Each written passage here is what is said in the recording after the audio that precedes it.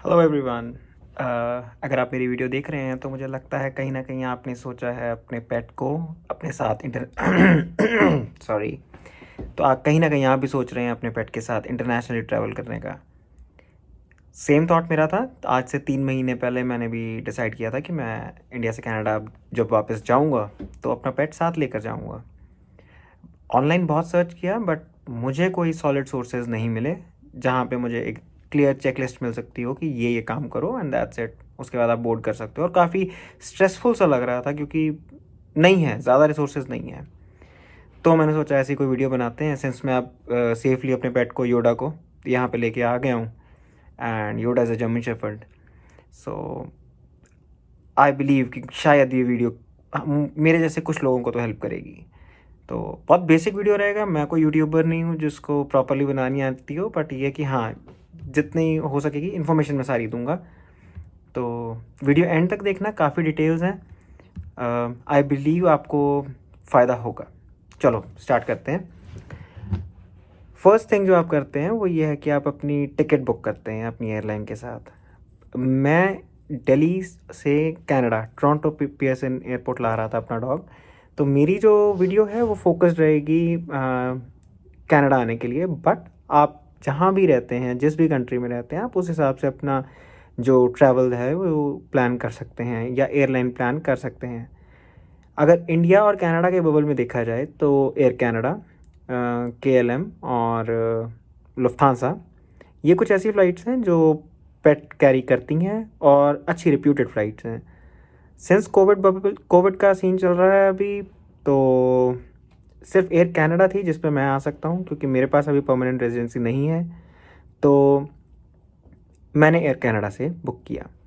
Air Canada पे जैसे ही मेरी टिकट बुक हुई, पहले तो मैंने ये रिसर्च किया कि जो मेरा एयरक्राफ्ट है वो पेट्स लेके जाता है या नहीं लेके जाता। जनरली जितने भी ये वेरीफाइड एयरलाइंस हैं जो कि पेट्स कैरी करती हैं, वो उनके सभी एयरक्राफ्ट पेट्स लेके जाते हैं। But still it's always good to be sure. तो मैंने पहले तो उस चीज़ की श्योरिटी ली। उसके बाद जो आपकी प्रॉब्लम आती है वो ये है कि आपको प्रॉब्लम नहीं है, एक स्टेप जो आपका आता है वो ये है कि आपको अपना एयरलाइन को कॉल करना है। सबसे पहला स्टेप, आपकी टिकट बुक करवाई है आपने। टिकट बुक करवाते ही आप अपने एयरलाइन को कॉल करेंगे और उन्हें अपना पीएनआर नंबर देंगे। वहाँ आप उन्हें एक बारी नोटिफाई करेंगे कि आपका डॉग आपके साथ जा रहा है। वो आपसे 3 से 4 क्वेश्चंस पूछते हैं। उनमें से जो बेसिक वाले हैं वो ये हैं कि एक, आपका डॉग की ब्रीड कौन सी है, कितनी एज है डॉग की। उसके बाद उस डॉग का और जो उसकी कैनल जिसमें वो जाएगा उसका कंबाइंड वेट कितना है। तो ये क्वेश्चंस होते हैं। उसके बाद आपको एक वो प्राइस बता देते हैं जो आपको, जब आप अपना ये चेक इन कर रहे होते हो, आपको बोर्डिंग पास मिलता है, उस टाइम आपका वो आपने पैसे देने होते हैं। वो वीज़ा से पे कर सकते हो आप, कोई बड़ा इशू नहीं होता।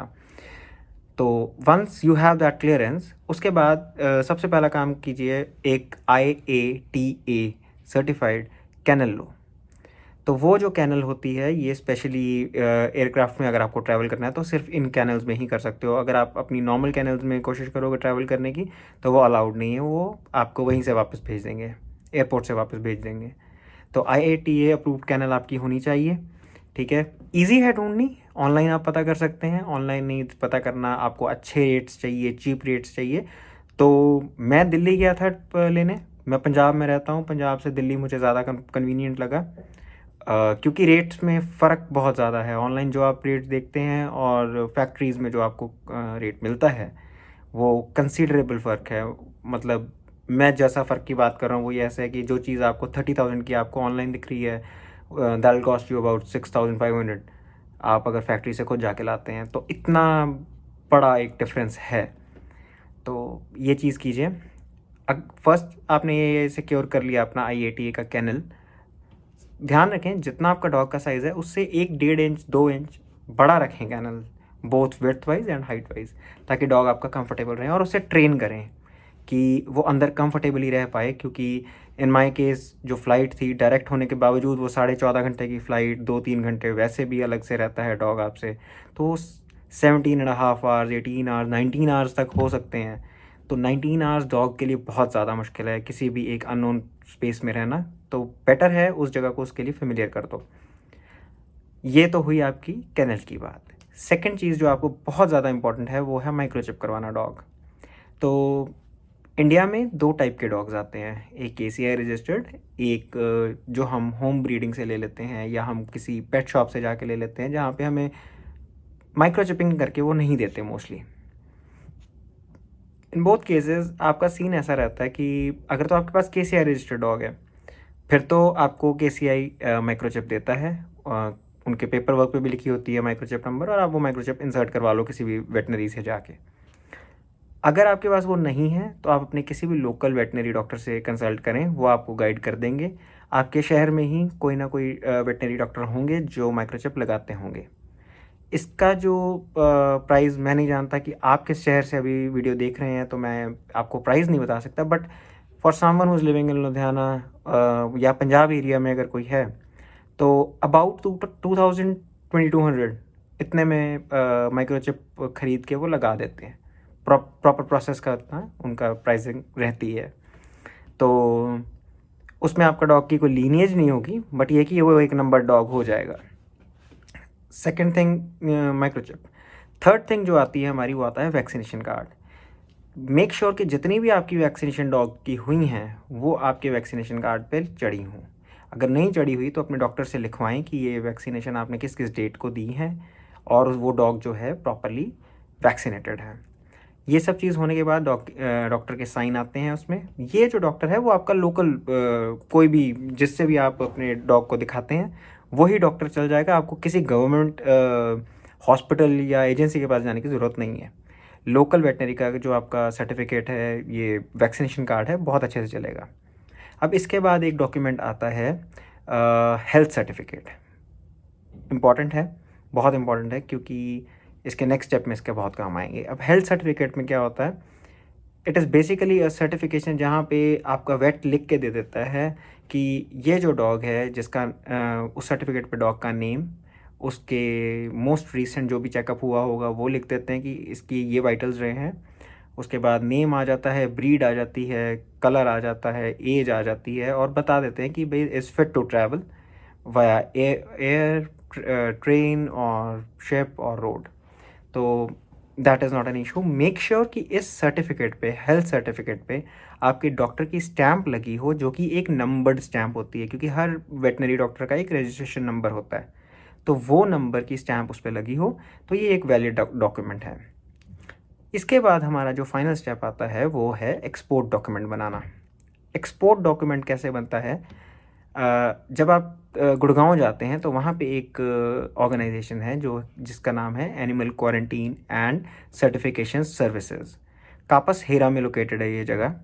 मैं इसका लिंक जो है लोकेशन का डिस्क्रिप्शन में डाल दूँगा, तो वहाँ से आप देख सकते हैं। वहाँ आप जाएंगे, 2 तरीके हैं, या तो आप पहले उनसे वाया ईमेल कांटेक्ट कर लें, बहुत अच्छी सर्विस है, ईमेल पे बहुत जल्दी बहुत प्रॉम्प्ट रिप्लाईज आते हैं उनके। तो या तो आप उनसे ईमेल पर सर्विस बात कीजिए और उनसे एक अपॉइंटमेंट ले लो। अगर नहीं तो आप ऑन द स्पॉट भी जाके वहाँ पे बात कर सकते हैं, that is not a big deal. जाइए। अब यहाँ पे जाने के कुछ आपको डॉक्यूमेंट्स आपको पहले दिखाने पड़ेंगे, तभी ये आपको एक एक्सपोर्ट डॉक्यूमेंट बना के देंगे। उन डॉक्यूमेंट्स के नाम मैं आपको बताने लगा हूँ।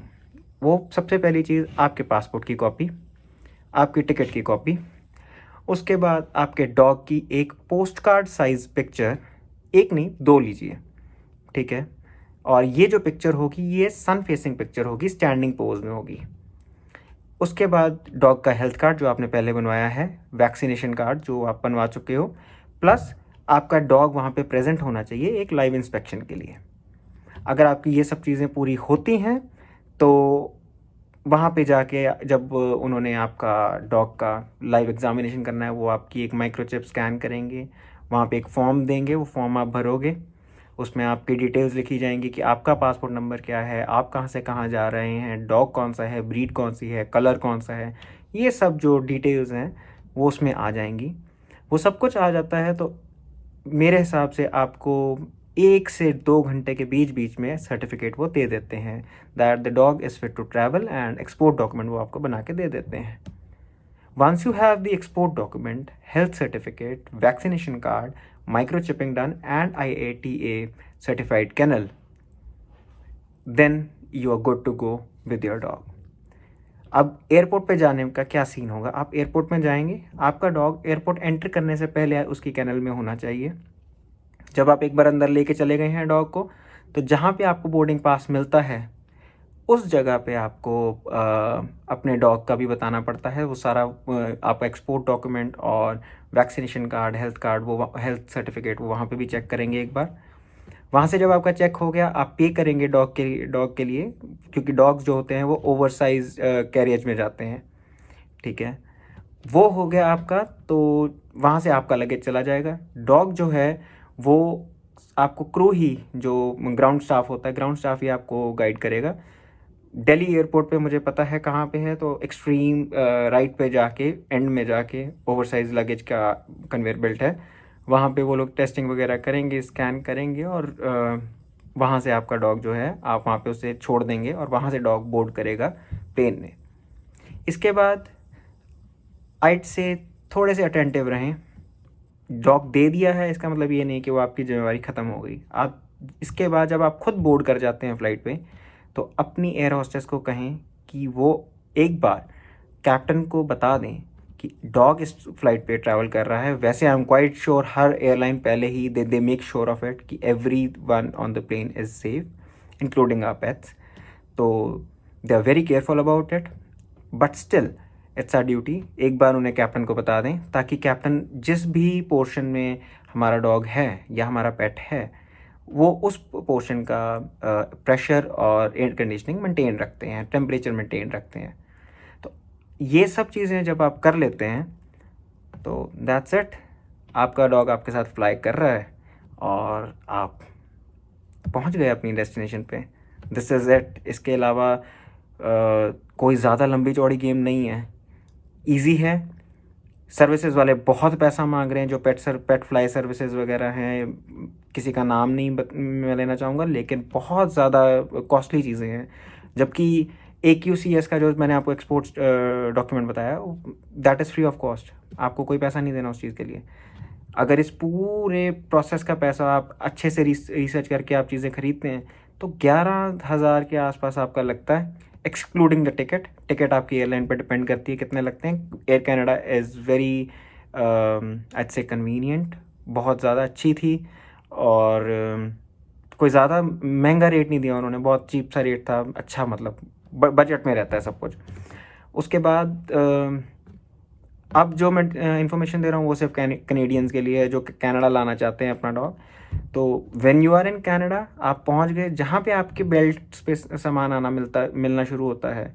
कई बार हो सकता है अगर आपकी अर्ली मॉर्निंग फ्लाइट है तो आपको कोई गाइड ना कर रहा हो कि आपको डॉग कहाँ से मिलेगा, तो इट्स रूम नंबर 3, वहाँ पे आपका ओवरसाइज लगेज आता है।